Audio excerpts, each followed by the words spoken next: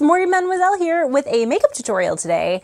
So I have been asked to do really simple, quick, easy makeup tutorials for everyday casual wear, but also versatile enough so that you can wear it at, really any time, in and out of Lolita, OTT, more casual, etc., etc., etc.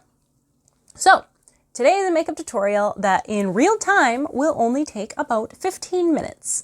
So enjoy. Do let me know if you liked it, and I hope to see you again. Let's get started.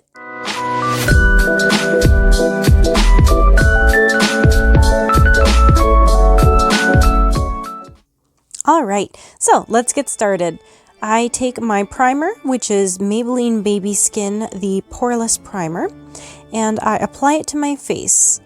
This can also be worn by itself, which I typically do on most days, as it gives just a nice little diffusing look to your face without wearing anything with pigment to it. Now I'm going to take the NYX Can't Stop, Won't Stop foundation. I find that this foundation is awesome. Obviously, in this day and age with COVID going on, you're not really going to be applying it to your face entirely. So I would use about half a pump to cover the top half of your face for a medium coverage look, but if you want to go more heavy or lighter, you're more than welcome to do so. This foundation is pretty versatile, and I find that it stays on my face most of the day, if not the entire day. And so I'm going to apply it with a damp blending sponge. Just so you know, all of the makeup that I'm using here is drugstore makeup, so it's going to be nice and affordable, and you don't have to worry about going out and grabbing the really expensive stuff, especially nowadays when, we're not going to be using too much makeup here and there, especially with our masks. But I find that you can find some really nice gems in the drugstore section. So once I finish applying it, I make sure that I'm blending it all in. This sponge is a hybrid sponge between a brush and a blender. So I drag it a little bit to spread the pigment a little and then pat it in as I see fit. Okay, and next we are going to take the Ka-Brow pencil. This is probably actually going to be the one product that is not a drugstore brand. There are some great drugstore alternatives. The Tattoo Brow by Maybelline is going to be your best alternative if you don't want to invest in this specifically. This one is by Benefit. The fast way that I do this, I have a couple different methods of doing this, is I line the entire bottom and then only line the top back half of my brow in a full solid stroke. And then I use the excess product that's already on my brow to spread it around. And then I do some hair-like strokes at the front to give that more natural appearance. So it's not super blocky, but I have really thin brows naturally. So this does a little bit more to define my face. As we can see here, the difference between what my brows look like before and what they look like now really make a difference. If you're planning on wearing a wig that is not your natural color, say you want to wear a black wig and you have naturally like blonde hair or auburn hair, you do want to try and match the wig as close as possible. So if you buy like a compact of brow powders that are a variety of colors, you won't ever have to worry about matching your brows to your wig and not having the products there. My wig, obviously, as you saw before, is like a flax gray wig, so this soft grayish brown works really well, not only with my natural black hair, but also with my wig. Just filling in, adding a little bit of detail work before I move on here.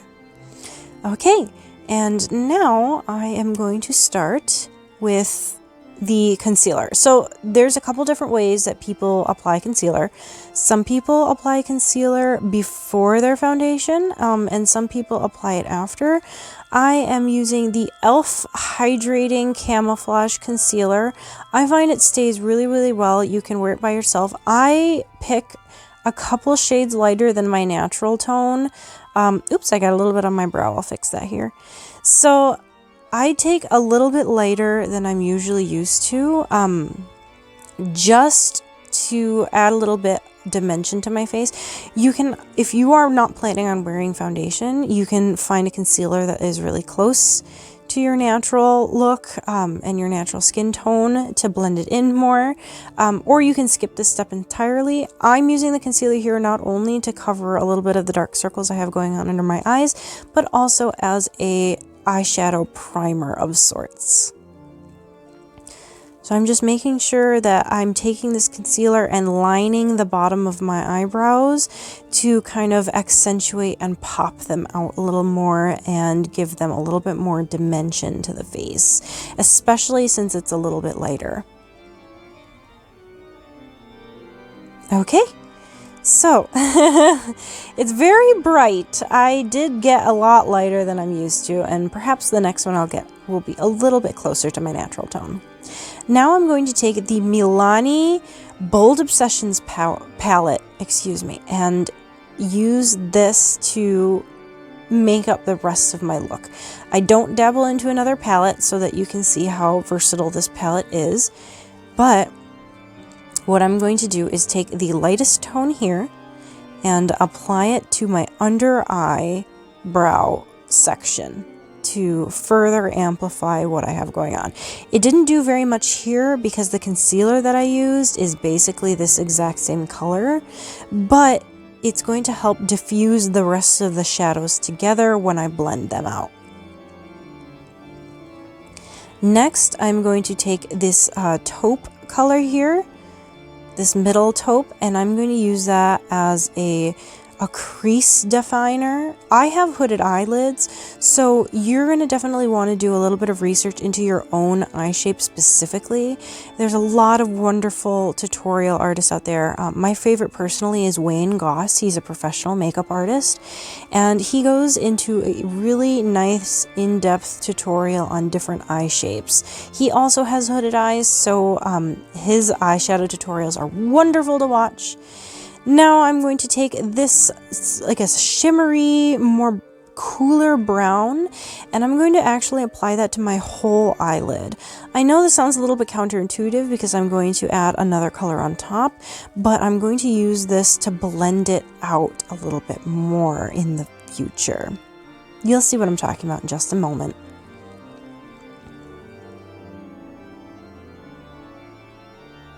Now I'm going to take this matte red and use this to apply color, with applying it on top of a shimmer. When I blend it out with the soft brush, it gives a little bit of the undertone of the shimmer brought up to the surface. I'm actually going to extend this look out a little bit more than I normally would for, say, a casual everyday makeup look. But it's up to you how much you want to apply, how much pigment that you want to get on your eye.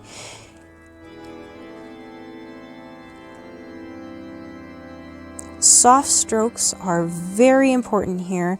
You don't want to go too hard with your hand because it'll just smear it rather than blending it. And taking the soft end of my brush, I am going to blend that out all together so that the colors seem they flow into each other. Now with the packing brush, I'm going to take a little bit of the shimmery red and apply it to a little bit off center of my eye. And now I'm taking the gold of the palette and adding that right to the farthest forward point of my eye. So typically the middle of your eye, to add a little bit of definition and three-dimensional look to the eyelid. And now you want to be very careful with black because it is extremely pigmented, so I only very, very lightly touched it just to grab a little bit of the pigment and added it with the packing brush. Now I flip my brush around and blend what I have out already. It's always better to start little and then go further out with your pigments, because if you start with a lot of pigment, it's going to just either fall off all over your eye, or it's just going to be way too heavy set and then you won't be able to blend it out. So as I continue to go forward, I grab a little bit of black at a time just to blend it out. And I switched over from the packing brush, which is that really short, thick brush, to the other side, which is a nice soft fluffy blending brush, so that I wasn't picking up too much pigment, plus it also smoked it out and gave it a nice softer blend.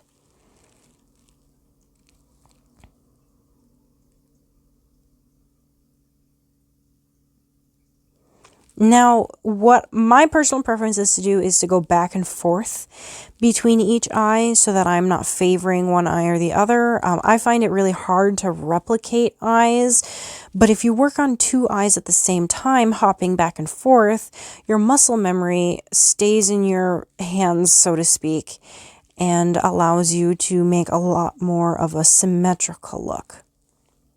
That's just a tip on my end.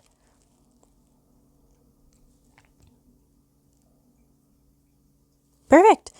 All right, and I'm just going to fix this eye a little bit because there's a little bit missing on the bottom half, and then this half is a little bit low compared to the other.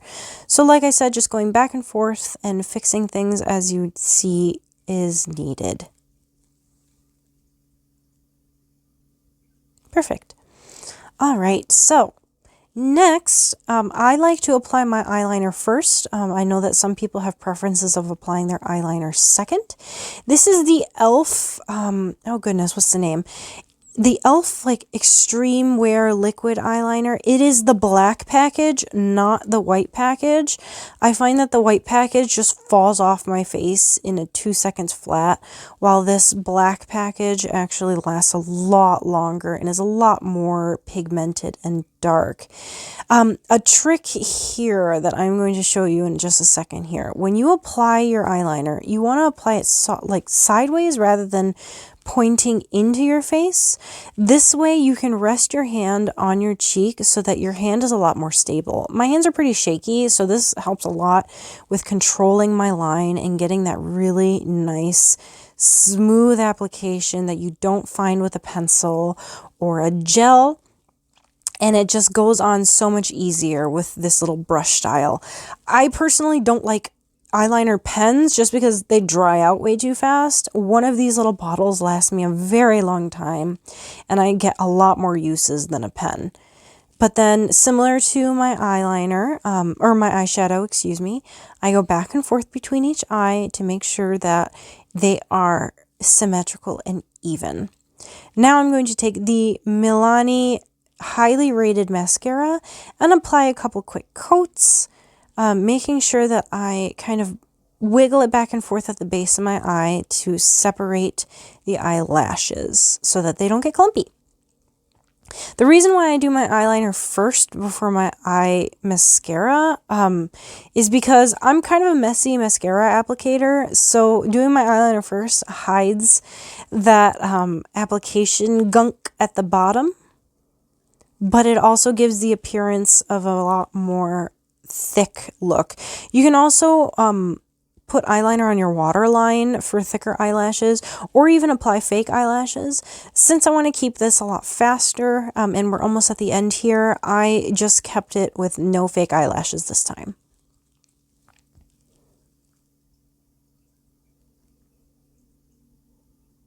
All right, so my last little trick here is the lipstick. Now, with the whole look, you can switch in and out colors as you choose. Since my dress is more of a burgundy red, I went more with like a goldy red look. So my lipstick, which is the Milani cream lipstick in, I think the number is 48 berry, or 49 brandy berry. So this right here adds a little bit of that color from my dress into my face, and then it blends it into my eyes. And then I just apply the first top half, I line my Cupid's bow and then line the rest. And then I dab my lips together to disperse the color, and then add color where I see fit and line the rest of my lip.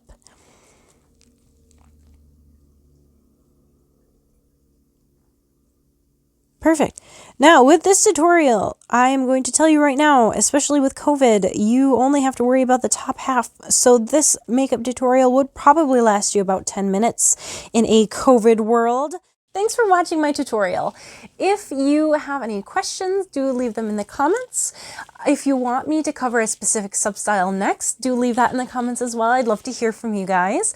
If you haven't subscribed already, I'd love to see you next time, so do hit that little bell, and every time I upload, it'll pop up on your notification feed. Other than that, I hope you guys have a lovely day, my forest friends. Bye!